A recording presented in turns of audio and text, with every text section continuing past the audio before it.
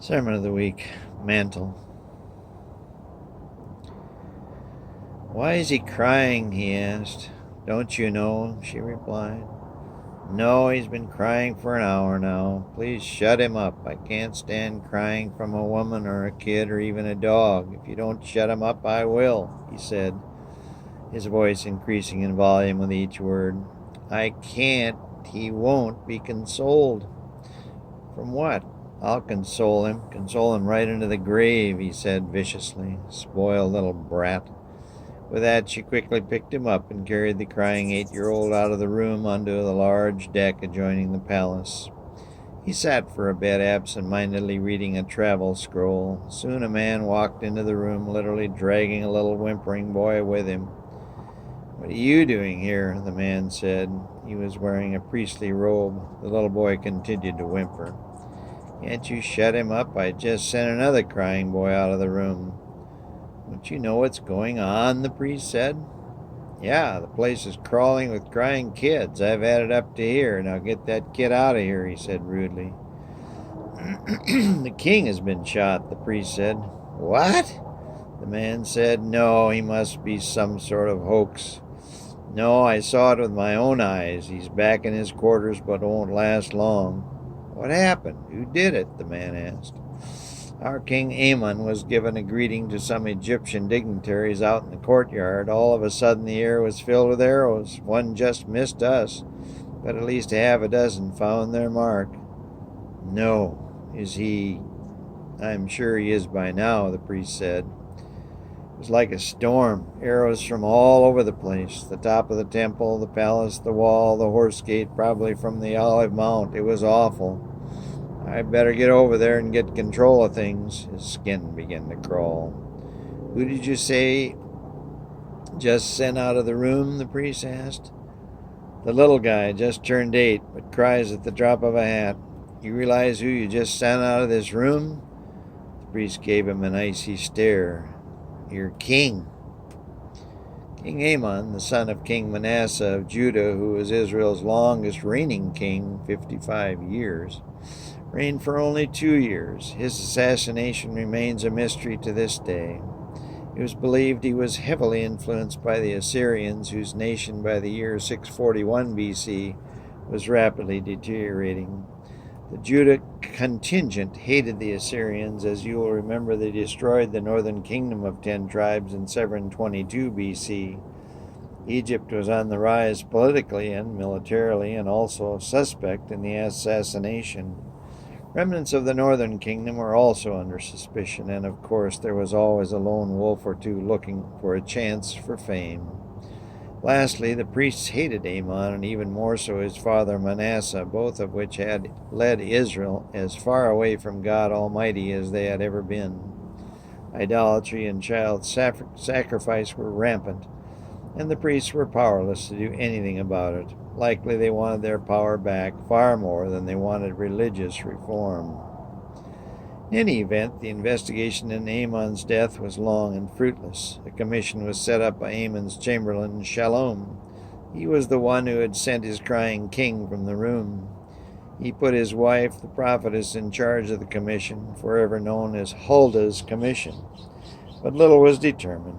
Evidence was scarce, arrows were of a different make, and at least 3 of the arrows could have alone been fatal to the king. Finally, a known criminal and paid assassin, Harmuz, was arrested for the crime. But before trial, he was assassinated by the priest Reuben. Reuben was never charged with any crime, and in a couple of years all seemed forgotten.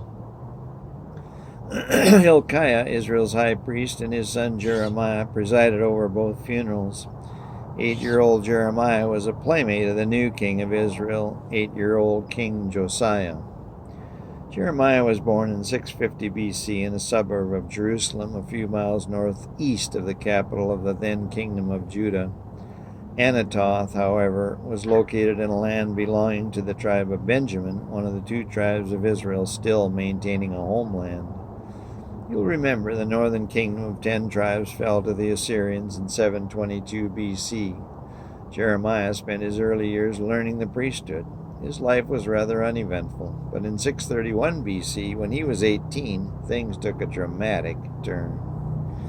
King Josiah, now 18 as well, began to observe more keenly the workings and activities of his world.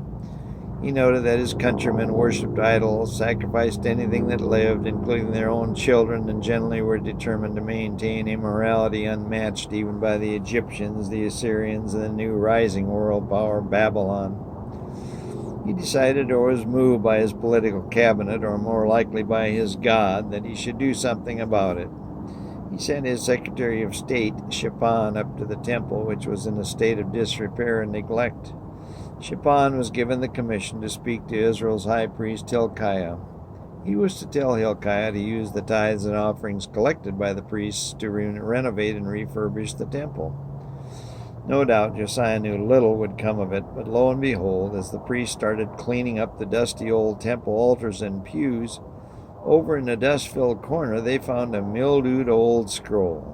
The workers were about to toss it in the garbage, but Hilkiah noticed it and rescued it from the workers. He set about cleaning it up and then spent the next day reading the entire scroll. He was astounded to realize he had found the Book of the Law. It is generally thought this Book of the Law was the Book of Deuteronomy, written by Moses about 600 years earlier.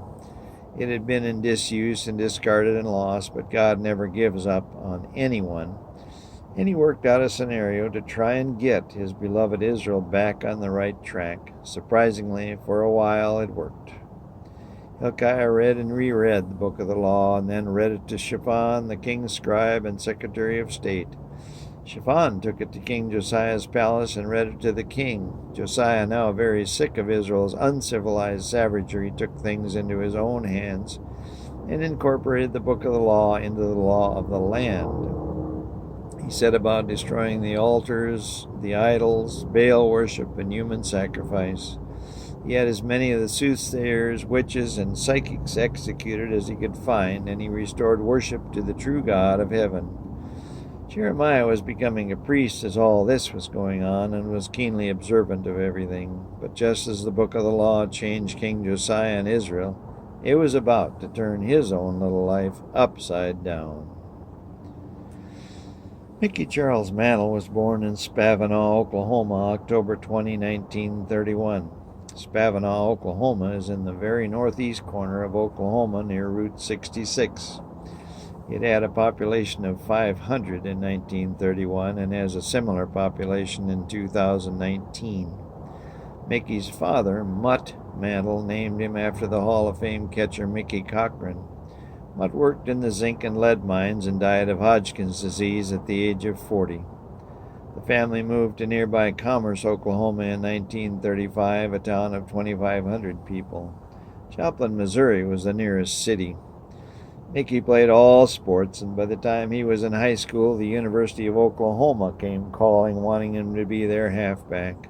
But baseball was Mickey's first love, and he signed a minor league contract with the New York Yankees in 1949 for $140 a month and a $1,500 signing bonus. Mickey played shortstop for the Class D Independence Yankees, but went into a deep slump both on the field and at the plate. He called his father and told him he was going to quit. But his father drove the 70 miles to Independence, Kansas, and convinced Mickey to keep playing. By 1851, Mickey had reached the Major League club, but his struggles at shortstop and at the plate caused Casey Stengel to send him back down to the Kansas City Blues, their minor league affiliate. Mickey struggled there as well, and once again he called his father. Mutt drove to Kansas City that very day and began to pack Mickey's belongings. "I thought I raised a man. I see I raised a coward instead." Mickey immediately broke out of his slump, and the rest is history. Mickey had 535 home runs over an illustrious 17-year career. At that time, 535 home runs was third all-time in 1968. Interestingly, a big part of Mantle's career took place in baseball's pitcher's era, where pitching was king. On September 10, 1960, Mantle hit a ball completely out of Tiger Stadium in Detroit. On April 17, 1953, he hit a home run off Chuck Stobbs of the Senators in Griffith Stadium that was measured to have traveled 565 feet. That far exceeds home runs hit by today's players in the juiced ball era. In 1961, Mickey pushed teammate Roger Maris to break Babe Ruth's home run mark of 60 in one season, and the 115 home runs hit by the duo is the most all-time by two teammates in one season. Mickey is considered the second most famous baseball player of all time, second only to the Bambino himself, Babe Ruth. As talented and as famous as he was, we can see that he too needed help from time to time. Someone to right his ship, so to speak. Several times Mickey did not want to accept the mantle he had been given. God gave him immense talent, and at times his self-doubt won out. But God, through Mickey's father, dissipated that doubt, and Mickey touched millions. Like all of us, he was far from perfect, but even the little child of today knows of the great Mickey Mantle 50 years after his playing career was over and 25 years after his exit from our world. Your Bible is a most interesting book. It tells story after story of history repeating itself. The prophet Jeremiah is no exception. Jeremiah was now 18 years old as Israel's king Josiah was reforming his nation. Jeremiah was lounging around one day, and when a stranger walked toward him as he was sipping on lemonade in the shade of a palm tree, the stranger sat down across the table from him. He ordered a lemonade as well. The two sat sipping in silence. Finally, the tall stranger broke the silence. "Before you were born, I knew you and sanctified you." "I beg your pardon," Jeremiah said. "I said," the stranger repeated. "I think I heard you the first time. Who are you? I don't know you." "But I know you," the stranger said. "I doubt that," Jeremiah said. "What's my name?" "Jeremiah, son of Hilkiah." Jeremiah was taken aback. He spilled a part of his lemonade on the table. The waiter came, mopped up the spillage, and brought him another drink. "How would you know that? I've never laid eyes on you. Everybody in this town of Antoth knows everybody else. Where are you from?" "Jerusalem," the stranger said. He then took a long gulp of lemonade and motioned the waiter for another. "Well, I suggest you head back home and quit meddling in our affairs." Jeremiah stood up. "Sir, I have ordained you as a prophet." Jeremiah, now red-faced but also curious, eased back into his chair. "What kind of prophet? I'm just a priest." "You will be a prophet to the nations of the world, Israel, Egypt, Assyria, Babylon." "You're crazy. Never happened. I'm a priest. I don't even have the talent to give a sermon. I'm just a teenager." "No problem. I'll put words in your mouth. All you have to do is open it." "I can't do that. Crowds scare me to death. I like my job. I like things just the way they are. I'm to be married in the spring." The stranger shook his head. "No, Jeremiah, you're a prophet of mine, and you shall prophesy as I direct." Now Jeremiah shook his head. The stranger reached over and put his hand over Jeremiah's. "Don't be afraid. I will be with you every step of the way. I need you now." "I don't expect you'll take no for an answer," Jeremiah said hopefully. The stranger shook his head, got up, and headed out of the town to the southwest. Jeremiah soon began prophesying throughout Israel and in his friend King Josiah's court. Alas, in 609 B.C., Josiah was told the Egyptians were marching north to attack Babylon and King Nebuchadnezzar's forces. Jeremiah warned him against it, but King Josiah was determined to attack the Egyptians. The battle was enjoined by the two forces out of all places, Megiddo. The Israelites were soundly defeated, and good King Josiah was slain by many arrows. Josiah was succeeded by several of his sons, the last of which, and the last king of Judah, was a man whose name started with a Z, Zedekiah. Don't you find it fascinating that throughout it all God seems to have a rather dry sense of humor? How's your life been going lately? Smoothly, or maybe a little rough around the edges? Have you ever wondered why everything is not always so simple? Jeremiah suggests that maybe you're not willing to take on the mantle God has offered you. Oh, maybe you take on a part of it, but leave the hard parts alone. Despite your thoughts, maybe to the contrary, God has a mantle for you. It's likely much larger than you might expect or want, but it's there. Any review of history, no matter how superficial, verifies that fact. In almost every one of our lives, hindsight proves that we could have done more, much more. Agreed, there are some, and God smiles on them, but the vast majority refuse to accept the mantle. They choose their own plan and fall far short of the mark God has set for them. I'm sure He gets weary of trying to convince us of what we could accomplish if we followed His plans, but He still remains in contact with each and every one of us every single day. And if we don't take the mantle meant for us, He hunts the world to find someone else who will. Jeremiah had a second instance of reluctance later in life as Nebuchadnezzar was preparing to march southwest toward Jerusalem in 587 BC. The same stranger met him this time in Jerusalem, where Jeremiah was now a prophet and a pariah to the establishment. Jeremiah 1 tells this story.